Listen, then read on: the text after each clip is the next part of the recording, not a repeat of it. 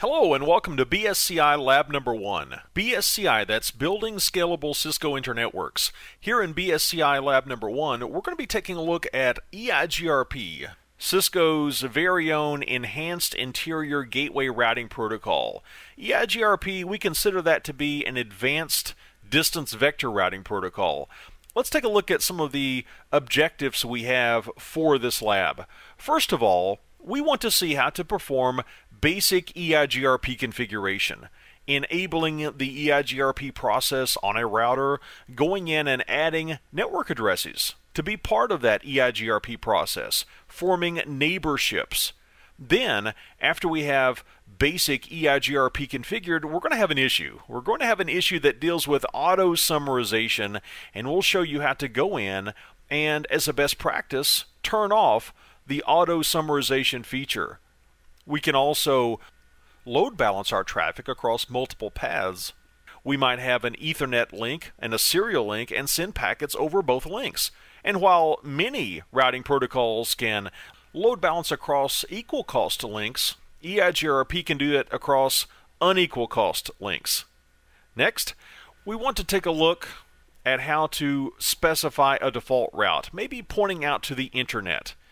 We want to point out to the internet to reach the rest of the world, and we want to advertise that default route information to the other routers in our topology, and then we'll wrap it up with a few show commands to verify or possibly troubleshoot our EIGRP configuration.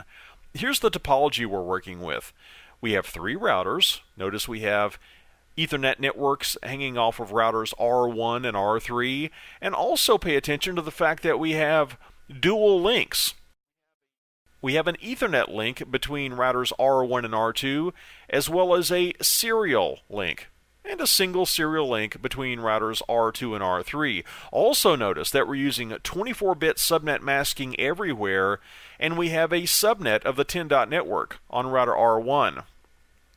Let's see how to set up EIGRP on our routers. First of all, in global configuration mode, we get into router configuration mode by saying router EIGRP and giving an autonomous system number. That enables EIGRP on the router. It specifies what this autonomous system number is, and that number has to match our neighbor.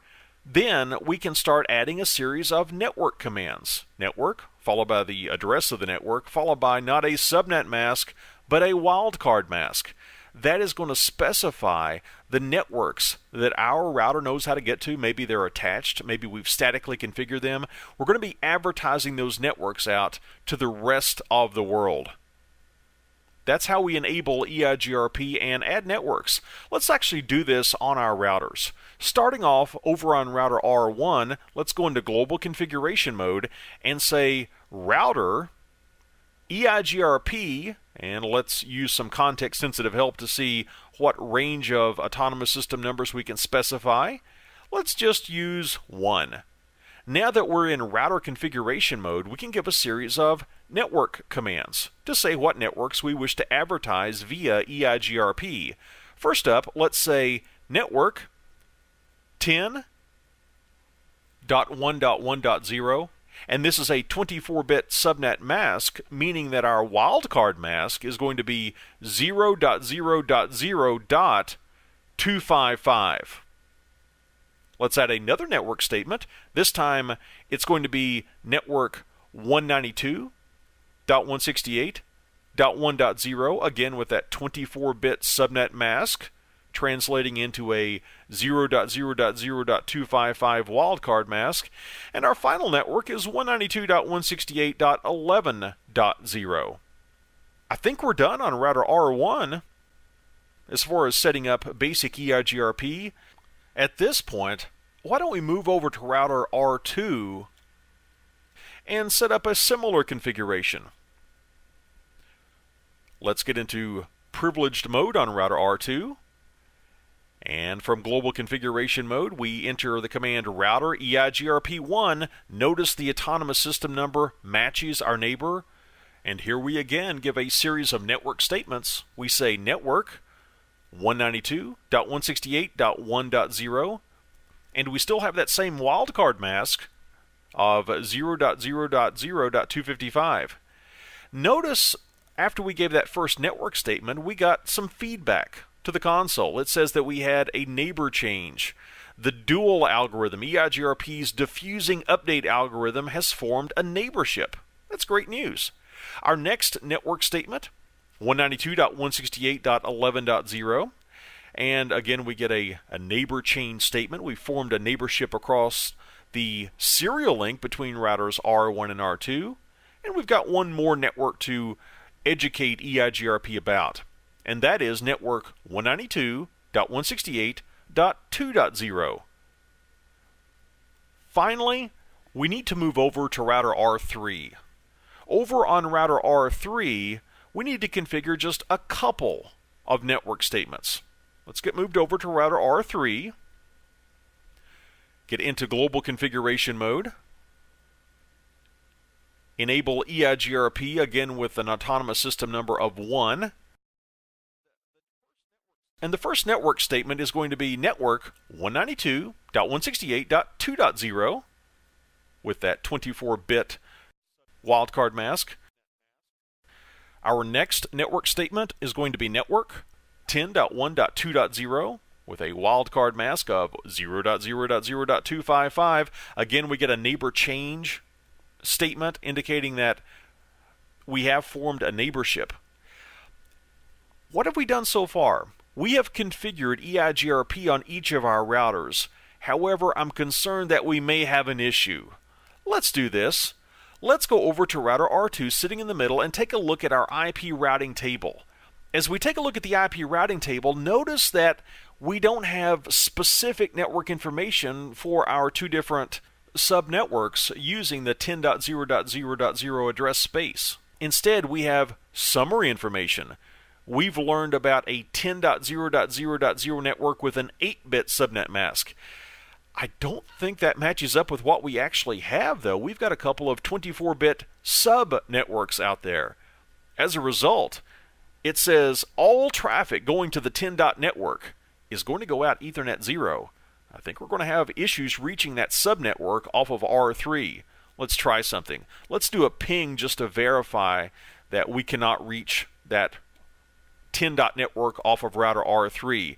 We tried to ping 10.1.2.3, no success. The network is unreachable. Let's investigate why that is. Why would that network be unreachable? Let's go back and see our topology, and I think we can see what's happening here. AutoSummarization is turned on by default. EIGRP, by its very nature, is going to summarize networks at their classful boundary.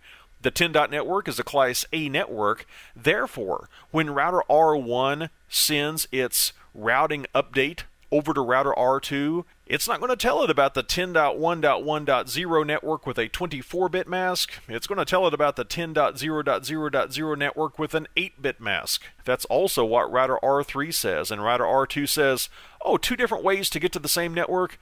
I'm using the one over the Ethernet link, because by far that has the best metric. How do we fix this? We need to turn off auto-summarization. To turn off auto-summarization in router configuration mode, we want to say no auto-summary to disable automatic network summarization. Let's do this for each of our three routers. Let's start back over on router R1. Let's go to router R1 and get into router configuration mode. For our EIGRP process, we say router EIGRP1, and we say no auto-summary. Now, instead of advertising an 8-bit mask, it's going to be advertising the actual 10.1.1.0 network with a 24-bit mask. Let's do the same thing for router R2. We say no auto-summary in router configuration mode. And finally, on router R3, we do the same thing. Let's get over to router R3 in router configuration mode. We want to turn off auto-summarization with the command no auto-summary. I think this is going to fix our issue. Let's go back over to router R2 and verify that we now have specific route information for these two different 10. network subnets. If I do a show IP route from R2, Let's see what we have. Look at this. We now know specific network information about the 10.1.2.0 network with a 24-bit mask and the 10.1.1.0 network with a 24-bit mask. One is accessible out of interface serial 1. One is accessible out of Ethernet 0. Do you think our ping will work now? I suspect it will. Look at this. We can now successfully ping the Ethernet interface on router R3 thanks to turning off AutoSummarization. Something else we might want to do, take a look at the dual links between R1 and R2. Wouldn't it be great if we could somehow load balance across those links, send packets across both the Ethernet as well as the serial link? We can do that using a feature called variance that EIGRP offers us. With variance, we can say, even though the metric is better on one link, if the metric of the other link varies by a certain factor, we will send packets across that link as well. Here's how we set it up. In router configuration mode, we say variance and then give this multiplier. The multiplier says, how many times worse can a metric be on another link and still load balance across that link? As an example, just to make the math easy, let's say that the metric to cross one link was a metric of a 10 and the metric to cross another link was a metric of a 20. But let's say that we specified a variance of 3. If we multiply 3 by the metric of the best link, 10 times 3, that's 30. The metric of our other link is 20. That's less than 30. As a result, we could load balance across both links. In our case, we want to set up variance on routers R1 and R2. Let's start off on router R2. Let's say router EIGRP1 to get into router configuration mode and say variance, and we can have a wide range of variances. Let's say variance 10. The metric of our backup path can be about 10 times worse as the metric of our primary path. Let's give the same command over on router R1.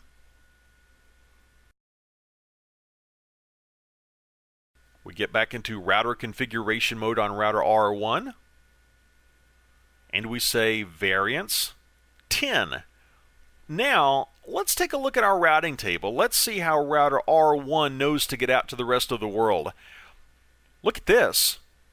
To get to, for example, the 10.1.2.0 network, we have two different paths that we're going to be load balancing across. Now notice the metrics are quite different. The metric for the fast Ethernet interface is noticeably better than the metric for the serial 0/0 interface, but because it's not more than 10 times worse, the serial interface is not more than 10 times the metric of the fast Ethernet interface, it's going to be usable in this load balancing scenario. Next up, let's take a look at how we can point out to the rest of the world. Let's see how on R3, for example, we could point out to a default network. Maybe this points out to the internet. Let's go into router R3, set up a static default route, and then advertise that default route to the rest of the topology, R1 and R2.